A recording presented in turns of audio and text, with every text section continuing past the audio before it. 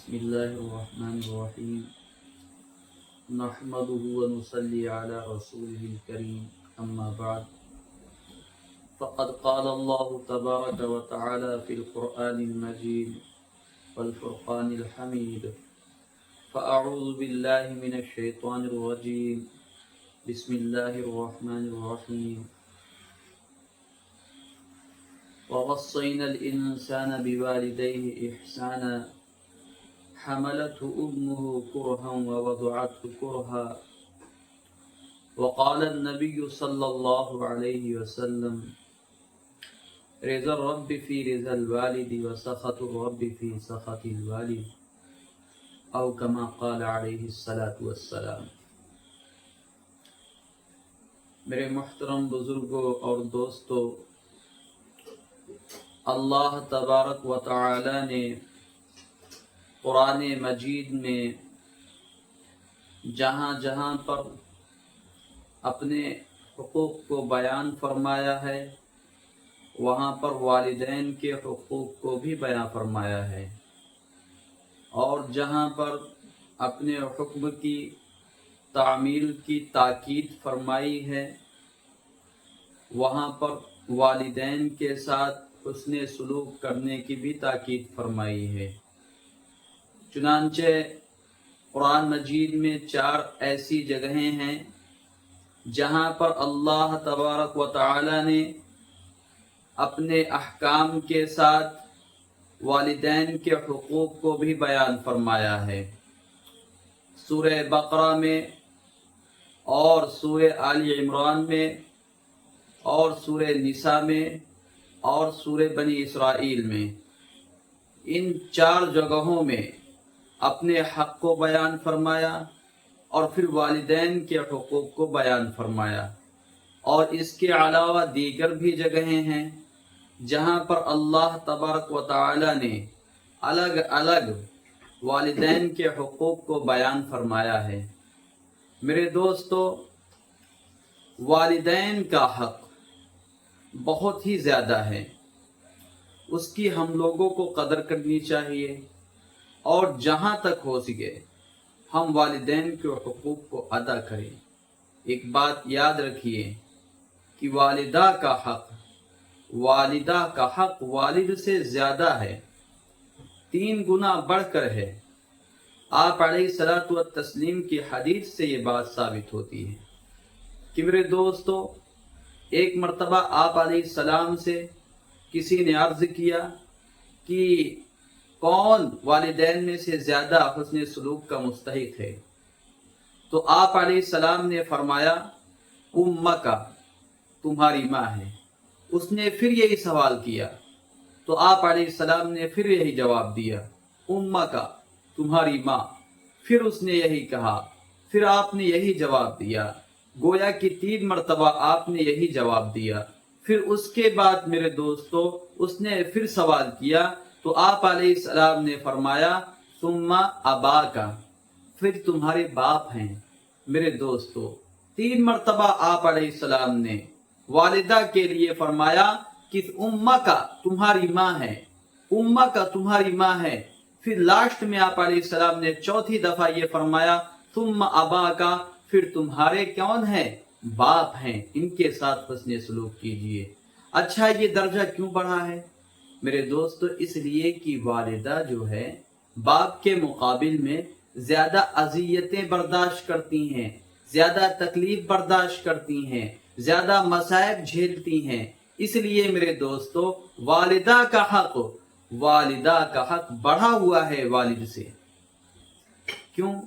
اس لیے کہ جب بچہ پیٹ میں ہوتا ہے اس وقت ماں کو بڑی تکلیف ہوتی ہے، کچھ اٹھانا مشکل ہوتا ہے، کروٹ لینا مشکل ہوتا ہے، دیگر کام کرنا بھی مشکل ہوتا ہے۔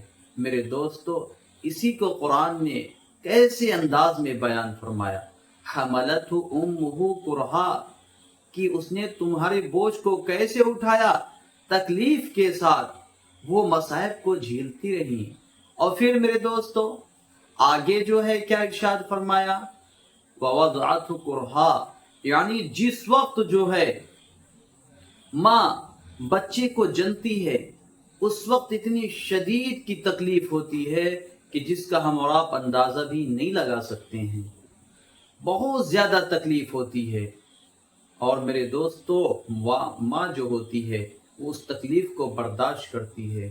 اسی کو قرآن نے کہا وَوَضَعَتْهُ كُرْهًا، اور جنا تو کیسے جنا؟ تکلیف کے ساتھ جنا. میرے دوستو، یہ کوئی آسان بات نہیں ہے. ہاں، جہاں کنی کی حالت ہوتی ہے، مشکل، بہت ہی مشکل ہے یہ. لیکن میرے دوستو، ماں آپ کے لیے یہ تکلیفیں برداشت کرتی ہیں. اور تیسری بات یہ ہے کہ جب بچہ پیدا ہو جاتا ہے، بچے کی پیدائش ہو جاتی ہے، تو اس کے بعد میرے دوستو ماں بچے کی خاطر رات بھر جاگتی ہے. بچہ رونے لگتا ہے میرے دوستو، تو اس وقت جو ہے ماں کی نیند خراب ہوتی ہے. وہ اپنی نیند کی قربانی دے کر، اپنے عیش و عشرت کی قربانی دے کر میرے دوستو اس بچے کے لیے جاگا کرتی ہیں. اس لیے ماں کا جو ہے درجہ باپ کے مقابل میں بڑھا ہوا ہے. اس لیے ہمیں یہ چاہیے کہ ہم والدین کے حقوق کو ادا کریں، چونکہ وہ ہمارے لیے کتنی مصائب کو جھیلی ہیں، کتنی اذیتوں سے ہمیں میرے دوستو پالا پوسا ہے. خود وہ کھلاتی ہیں اور خود بھوکی رہتی ہیں. آپ نے سنا ہوگا، بارہا واقعہ آتا رہتا ہے. اس لیے میرے دوستو والدین کے ساتھ حسن سلوک کا معاملہ کریں اور والدین کی بد دعا سے بچتے رہیں. والدین کی بد دعا سے بچتے رہنا ہم پر فرض ہے، لازم ہے. اگر خدا نہ خواستہ ہم نے ان کی دل آزاری کی اور ان کو تکالیف میں، مصائب میں میرے دوستوں ملوث کیا، اس وقت یاد رکھیے ہمارے لیے یہ بہت خطرناک ہو سکتا ہے. ماں کی بد دعا سے بچتے رہنا چاہیے. تھوڑی سی بھی تکلیف ان کو اپنی جانب سے نہ پہنچائیے. ایک صحابی رسول ہیں، وہ اللہ کے بہت برگزیدہ بندے ہیں، بڑے نیک ہیں، عبادت گزار ہیں، نماز ادا کرتے ہیں، روزہ ادا کرتے ہیں. میرے دوستو حج، صدقہ وغیرہ ساری چیزیں جو ہیں، نیک کام سب کچھ کیا کرتے ہیں. لیکن ہوا یہ کہ میرے دوستو ان کے جب موت کا وقت قریب آ گیا تو ان کی جان نکل نہیں رہی تھی. تو ان کی بیوی نے آپ علیہ السلام کو پیغام بھیجوایا اور کہا کہ ایسا ایسا معاملہ ہے. تو آپ علیہ السلام نے فرمایا کہ ان کے والدین میں سے کوئی زندہ ہیں؟ تو پتہ چلا کہ والدہ زندہ ہیں. آپ نے والدہ کو بلوایا اور ان سے یہ درخواست کی کہ آپ اپنے بیٹے کو معاف کر دیجئے. تو والدہ نے معاف کرنے سے انکار کر دیا. تو آپ علیہ السلام نے ایک صحابی سے کہا کہ آپ لکڑیاں اکٹھا کیجئے. میرے دوستو پھر جب لکڑیاں اکٹھا ہو گئیں تو آپ علیہ السلام نے والدہ سے کہا، اس صحابی کے جو صحابی تھے ان کے والدہ سے فرمایا کہ آپ ان کو معاف کر دیجئے ورنہ ہم ان کو اس آگ میں جلا ڈالیں گے. میرے دوستو والدہ نے جب یہ سنا کہ میرے بچے کو، میرے لختے جگر کو، میرے نور نظر کو ڈال دیا جائے گا اس آگ میں، تو اس وقت ان کی محبت جوش میں آئی. انہوں نے آپ علیہ السلام کو گواہ بنا کر کہا کہ میں نے جو ہے ان کو معاف کر دیا. تو جب انہوں نے یہ کہا تو اس وقت ان کے زبان سے کلمہ جاری ہوا اور پھر ان کی جان نکلی.